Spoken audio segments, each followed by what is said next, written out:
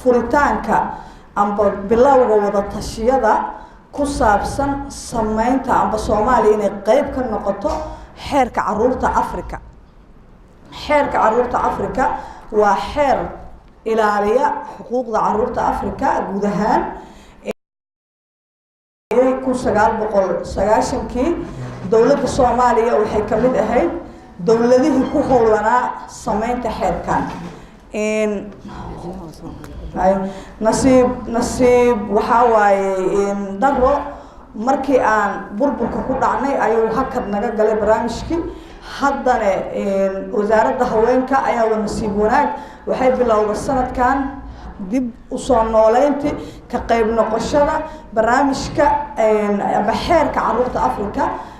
horey ayaa waxaa u dhacay kulan weyn ay wasaaraddu soo agaasintay ay ka soo qayb galeen khubaro iyo wafdi ka socday midowga Afrika.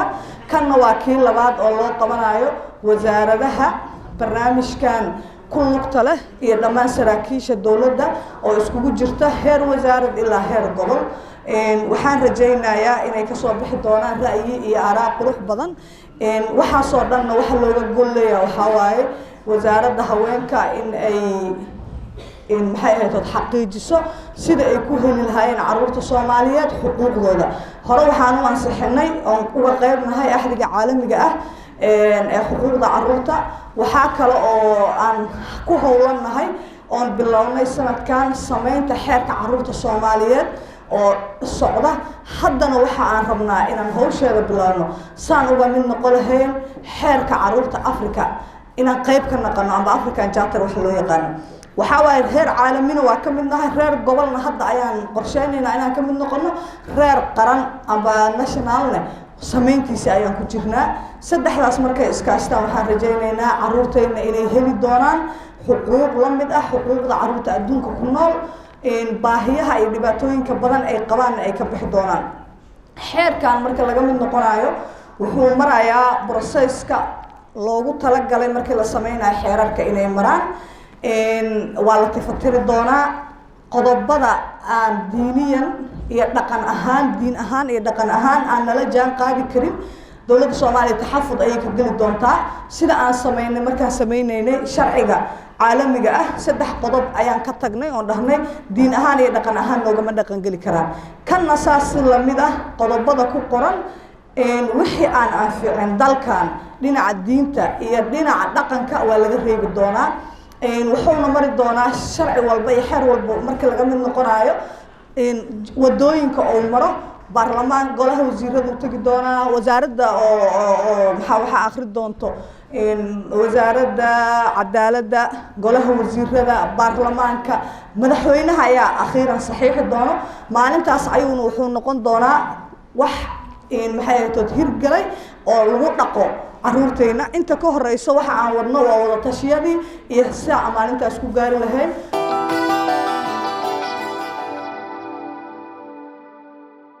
horta muhiimadda waa muhiim aad iyo aad u fiican oo aad iyo aad u muhiim ah maadaama laga hadlayo xeerka oo caruurta. xeerka caruurta mar hore ayaa anaga haddaan islaamka nahay dad islaam nahay mar hore ayaa la dejiyey. waxayna ka kooban tahay 4 qodob. waxay ka kooban tahay 1 xaqa jaceylka.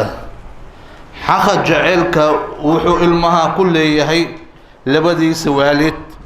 waa in ay siiyaan kalsooni iyo tixgelin iyo dhunkasho. 2 waxa waalidka dhalay ilmaha ka saaran sida korinta caruurta, nadaafadda dharkooda, waxbarashadooda. 3 hanti yeelashada caruurta iyaga oon korin ayuu islaamka ogolaaday inay hanti yeeshtaan kadib markuu dhaxalka wax ka siiyey. 4 xagga waxbarashada tarbiyada waa in lagu tarbiyaa dhaqanka islaamka si aysan wax xun ku barbaarin. 5 waa inuu ka dhiso akhlaaqda si aysan u noqon caasi waalideyn. dayro dambiiliyaal ama gaangiistara haddaa dhinaca xeerka oo galbeedka aan u fiirino ayagana waxay yidhaahdeen 4 qodob. kow in aan la cunsuriyeen la midabta koorin caruurta tusaale ahaan iyada oo aan loo diidin ka qayb qaadashada waxbarashada isboortiga dabaasha iyo wax alla wixii la mid ah. 2 wixii aad adiga ku wanaagsan tahay ayaa qof kasta ka horeeya waa in caruurta waxa dantu ah wax walba laga hormariyaa xitaa haddii aysan noqon wax walba si aad u fikirayso. 3 xaq nololeed badbaadid iyo horumarin in waxyaabaha cusub isku tijaabiso oo aad uga bixi karto in aad wax barato dareenkaaga waa in aad dareento u fikirtaa ama aad aamintaa wixii aad rabtid.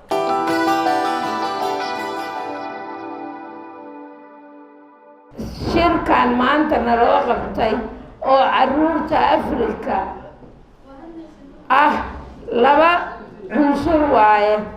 mawduuc waa kan Afrika aan uga qayb galayno caruuraha, midna waa midka gaarka u ah Soomaalida oo lookalka ah. waxa waaye caruurteenna inaan habayno oo wacyi gelino oo 4 qodob oo meesha ku qoran ku hogaamino waa shay waajiba. waxay noqon doonaan tomorrow people, caruurtii berri oo xagga nadaafadda, xagga maskaxda, xagga cilmiga, xagga akhlaaqda dhinac kasta ka kora oo ka barbaara oo waddanka aayihiisa dambe noqda. haddaad rabto inaad wax barto waa inaad caruurtaada wax barto oo koriso oo dariiqa xaqaa ku koriso. iyagii haddaad nadaafadii barto, kala damayntii barto, nidaamkii barto, la tashiga barto, aqoonta saliimkaa barto, xagga diinta iyo xagga civilization. cilmigu 2 waaye. mid waa ilbaxnimada caalamiga ah oo haddaadan caalamka la socon haddee waxba ma tihid. waa inaad tallaabo kastoo la qaado adduunku waa inaad adna ku jirtaa, ka qayb tahay, la socotaa. midna waa diintaada iyo dhaqankaaga waa inay gaar ku yihiin aad la socotaa oo ilmahaaga ku tarbiyaysaa 2 dhinacba si aad adduunka ula socoto oo aadan uga harin.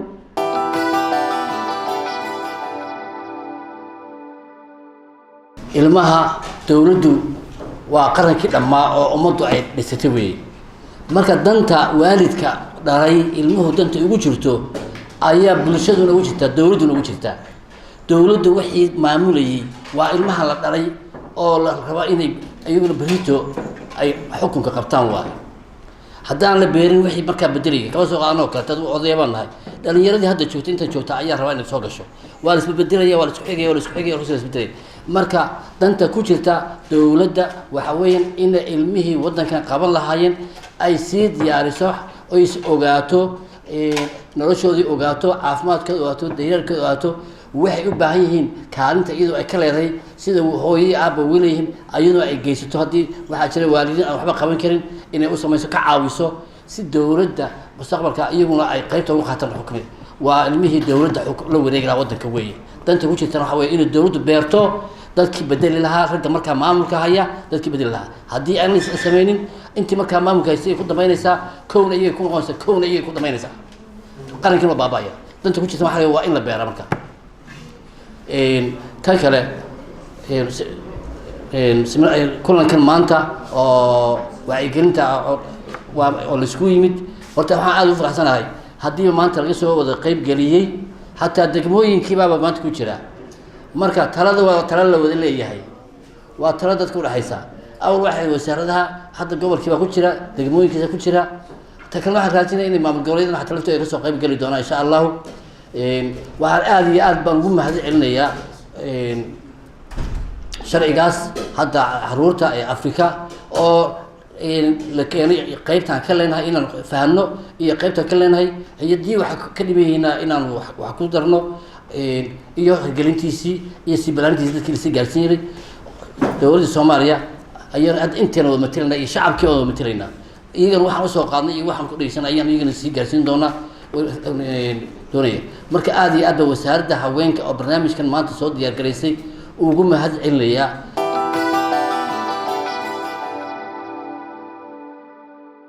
waxaan aad ugu faraxsanahay inaan kasoo qayb galo barnaamijkan waana mid aad u muhiim ah oo looga baahan yahay maanta dalkeena waana soo dhaweynaynaa African Child Act maxaa yeelay wadankeeda waxaa ka jirta dhibaatooyin badan oo tacadiga caruurta ah oo dhinacyo badan ah marka sharcigan xadidaya ama xuquuqda caruurta lagu cadeynayo aad buu Soomaaliya ugu baahan yahay wayna fiican tahay in aad loo soo dhaweeyo waayo dad badan ma fahansan hada xuquuqda caruurta leeyihiin waxay iyagoo haystaan wanaajinayaan hada waxay ugu tacadinayaan siyaabo fudud ayagoo aan dareemaynin xuquuqda ilmuhu leeyihiin xuquuqda ka maqan maxay tahay bay leeyihiin ayagoo aysan ogeyn ba aan dareemin xuquuqaha ka maqan waxay u haystaan ilmaha in wax la baro cunto la siiyo kaliya taas ma aha ilmaha in hadaa maskaxiyan loo dhiso ilmihi cunto dheelitiran la siiyo dhinacyo badan laga taabto weeyaan marka ilmaha taas u baahan yihiin waxaan sidoo kale u mahad celinayaa wasaaradda haweenka oo soo qaban qaabisay barnaamijkan aad u muhiimka ah loogana baahan yahay dalkeena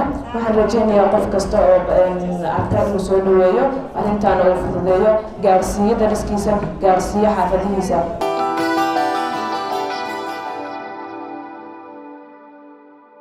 tababarka maanta wuxuu ku saabsanaa axdiga caalamiga xuquuqda caruurta waxaa afqalaad loogu yaqaano UN Child Rights Convention oo caalami ah oo la saxiixay 1989kii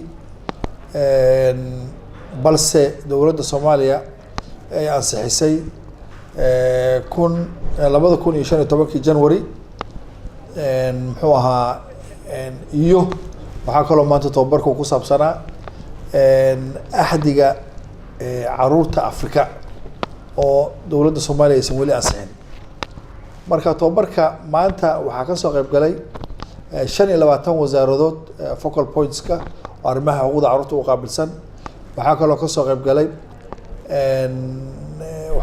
qayb galay hay'adaha maxalliga ah oo arrimaha caruurta u ololeeya iyo badbaadintooda waxaa kaloo oo ka soo qayb galay gobolka Banaadir ilaa 8 degmo oo ka socota ayaa ka soo qayb galay haddaan guda galo tababarkaas haddaan dib ugu soo noqdo axdiga caalamiga ee xuquuqda caruurta saan idin sheegaba Soomaaliya waxay ansixisay 2015 axdigaas wuxuu ka kooban yahay 54 muxuu ahaa qaybood ka kooban yahay ama articles marka waxaa muhiim ah 54 qodob uu ka kooban yahay qodob walba waxaa muhiim ah in la fahmo qodob walba oo muhiim ah in la fahmo oo iyaduna faham gaar ah loo helo si loogu dabaqo nolosha iyo maaragtay shaqo maalmeedka qaranka loo hayo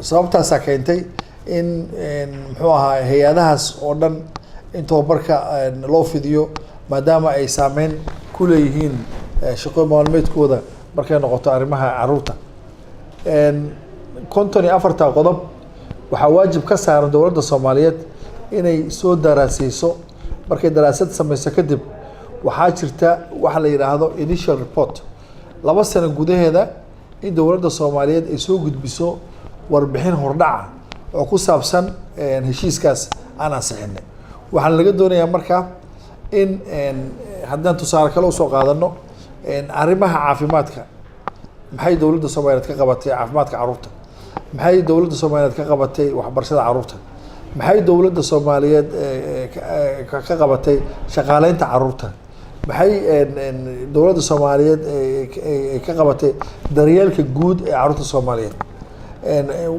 muxuu ahaa arrimahaas oo dhan weeye arrimo xasaasi ah oo u baahan maaragtay in warbixin laga soo diyaariyo marka taasaana keenaysa in tababarada noocan oo kale ah la joogteeyo si xoga mataqaanaa waafi ah oo ka turjumayso xuquuqda caruurta Soomaaliyeed in la soo bandhigo waxaa barbar socda ansixinta markii la ansixiyo dowladda ay ansixisay Soomaaliya waxaa kaloo shuruudaha ka mid ah in dowladda Soomaaliyeed laga rabo inay soo diyaariso sharciga caruurta fallaahi alxamd waxaan rabaa inaan halka ka sheego in dabayaaqadii sanadka hore in la daahfuray markii ugu horreysay sharciga caruurta Soomaaliya Children's Act waa markii ugu horreysay Soomaaliya laga daahfuro insha Allahu tacaala iminkana waxaanu ku jiraa wada tashigii sidii mataqaanaa xeerkaasi uu samaysmi lahaa anagoo wada tashiyo badan la sameynayna wasaaradaha ay khusayso culimada aqoon-yahanada haweenka caruurta laftigooda iyo mataqaanaa maamul goboleedyadaba iyadoo aan rajeynayno inay ka soo baxo sharcigaas sida aadka loo sugayay insha Allahu tacaala waxaa kaloo jirta oo tababarka maanta lagu qaatay saan idiin sheegaba xeerka muxuu ahaa caruurta Africa oo runtii la saxeexay 1999 xeerkaas oo ka kooban 48 qodob anagu berigii la saxeexayay nasiib xumo waxaanu ku jiray dagaal sokeeya dalka ka jiray marka kama fursad imaan helin aan ka qayb galno xeerkaas hadda qaramada muxuu ahaa African Unionka ayaa nala soo xiriirtay khubaro ka socota ayaa inoo yimid muddo hadda laga joogo 2 bilood khubaradaas iyo farsamo yaqaaninta wasaaradda ayaa wada fariistay xeerkaas ay inoo dulmareen oo wuxuu ka kooban yahay waxaan rabaa inaan hoosta ka xariiqo xeerkan inuu yahay xeerkii ugu horreeyay oo Afrika laga hirgeliyo oo ka hadlaya xuquuqda caruurta maxaa keenay markii la arkay dagaaladan badan oo qaaradda Afrika ka dhacaya taasoo ma taqaanaa saameyn weyn ku yeelatay nolosha caruurta waadna ogtihiin dagaaladii sokeeye mar walba oo ka dhaca waxay saameynta ugu horeysa ugu weyn ee ku dhacdaa dadka nugul waa caruurta waa hooyooyinka waxa weeye ragga waayeelka ah ama dumarka dadka waayeelka isku wadage iyo dadka baahiyada qaar ka qaba marka dadkaas oo dhan ayuu xeerkan baahidooda uu ka hadlaya marka waxaanu sameynay markay noo sharaxeen shaqaalaheena tababareen fahamka xeerkaas ayaa hadda waxaan laga rabaa marka aanu sameynay in aqoontii laga faa'iiday tababarka ay nimanka khubarada ay ka socda African Unionka